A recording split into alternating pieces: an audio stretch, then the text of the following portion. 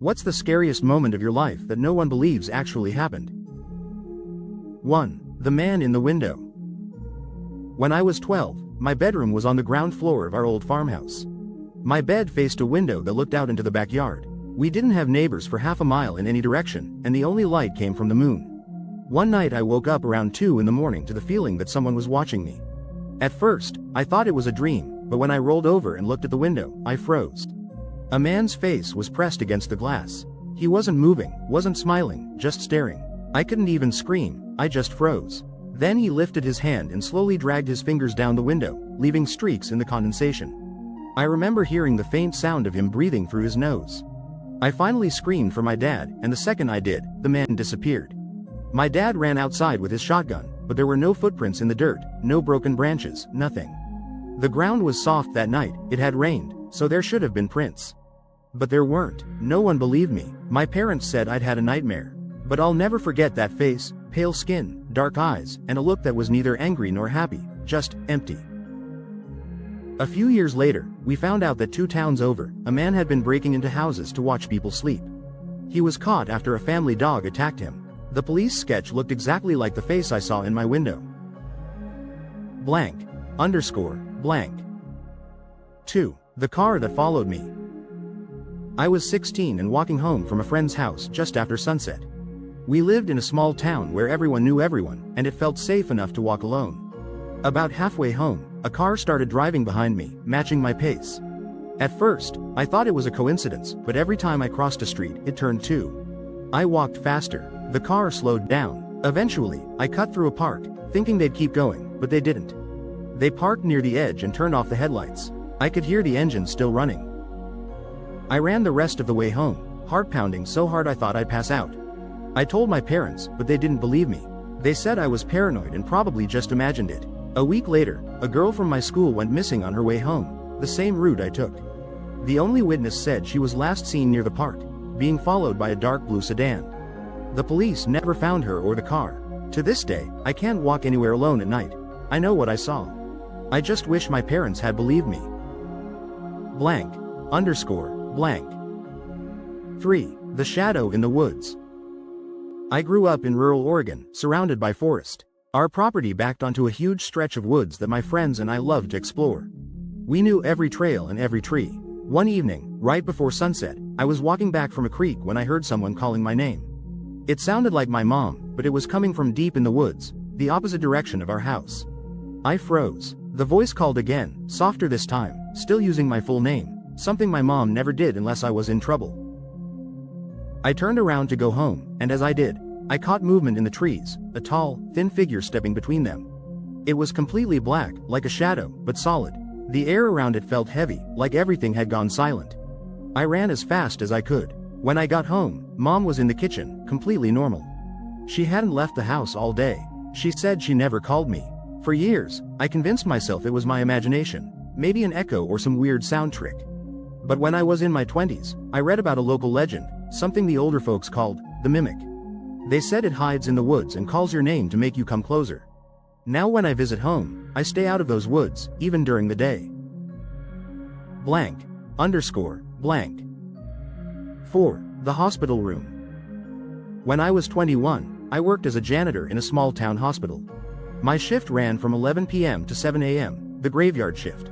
One night, around 3 a.m., I was cleaning the hallway outside the ICU. Most patients were asleep, and the place was dead quiet except for the beeping of monitors. As I passed room 214, I heard someone talking. A man's voice, calm but low. I peeked in, expecting to see a visitor. But the lights were dim, and the only person there was an old man hooked up to machines. He was mumbling, so I stepped closer. That's when I realized there was another voice. A whisper that didn't come from him. It was faint but distinct, answering him. The man said, "I'm ready." And the whisper said, "Good." Then every machine in the room flatlined at once. I ran for a nurse, but when we came back, the patient was gone, not breathing, not responsive. The nurse told me she just checked on him 15 minutes earlier. I told my supervisor what I heard, but she just said, "ICU plays tricks on your mind." But I know what I heard, 2 voices in that room, one that shouldn't have been there. __. 5. The figure on the road. It was around 2 a.m. I was driving home from my girlfriend's house along a country road with no lights and barely any traffic. I'd driven that route hundreds of times. I came around a bend and saw a man standing right in the middle of the road. He wasn't moving, wasn't signaling for help, just standing there, facing my car. I slammed the brakes and honked, but he didn't flinch. His clothes looked old, like from another era, a long coat and a hat. I flashed my high beams, and for a split second, I swear I saw his face. It was pale, eyes wide open, like he hadn't blinked in years. Then he vanished, not walked away, he was just gone. I sat there shaking, convinced I'd hit him somehow, but there was nothing, no body, no tracks, no damage. I told my dad, who's a retired cop, and he said, "You probably imagined it." Lots of accidents on that stretch. People see weird things after midnight. A few years later, I learned that stretch of road was known locally as Dead Man's Turn.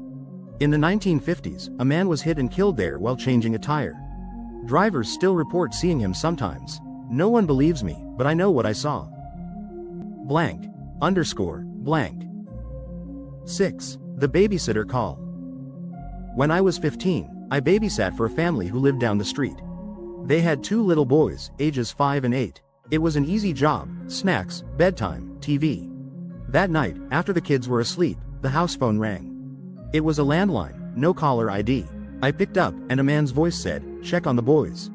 I thought it was their dad playing a joke, so I hung up. A few minutes later, it rang again. Same voice, same words, "Check on the boys." I went upstairs. Both kids were fine, sleeping peacefully. I felt silly for being scared. But when I came back down, the front door was wide open.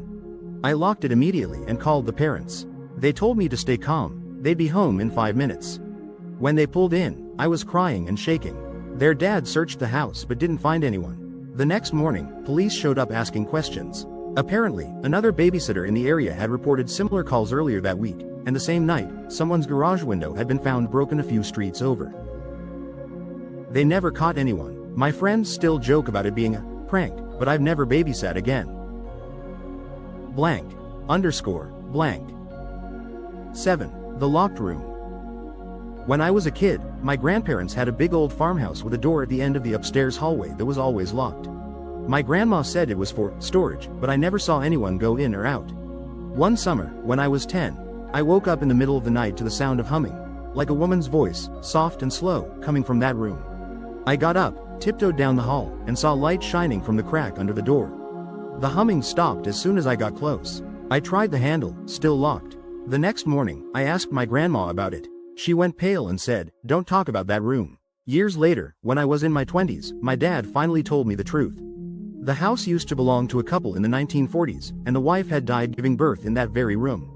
They locked it afterward and never reopened it. Apparently, my grandparents just never changed the lock. No one believes me when I say I heard her that night, but I remember every note of that lullaby. Blank. Underscore. Blank. 8. The woman on the trail. A few years ago, I was hiking alone in Colorado. It was late afternoon, and I was about 2 miles from the trailhead when I saw a woman ahead of me, long dark hair, bright red jacket. She was standing completely still, facing the woods. I said hello, but she didn't respond.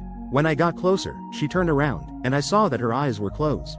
I froze. She smiled, not a normal smile, but wide, unnatural, like her face didn't quite know how. Then she stepped backward into the trees and disappeared. I ran the rest of the way down and told the park ranger, but when we went back to look, there were no footprints except mine. He said, "You're the 3rd person this month to report something like that." No one else believed me, but I still wonder who, or what, that woman was. Blank. Underscore. Blank. 9. The night my dad saved us. When I was 6, our family lived in a small house on the outskirts of town. One night, I woke up to my dad shaking me gently, whispering, "We're going to play a game, okay?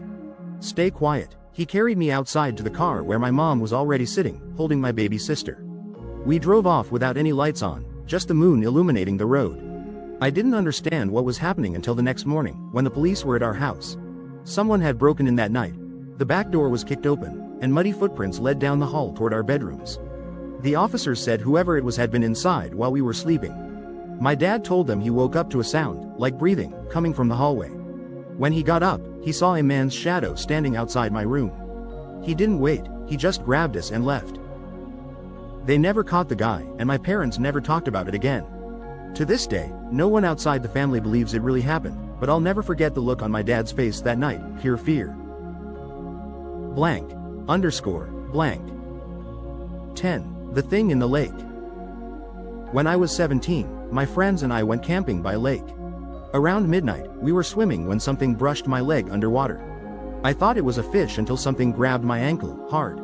I screamed and kicked, but whatever it was didn't let go. My friend pulled me toward the shore, and I finally broke free.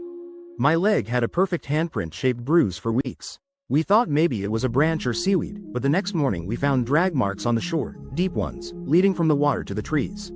The ranger we told just shrugged and said, probably a beaver or something. But the way that hand felt, the strength, the grip, I know it wasn't an animal. I've never gone swimming in natural water again.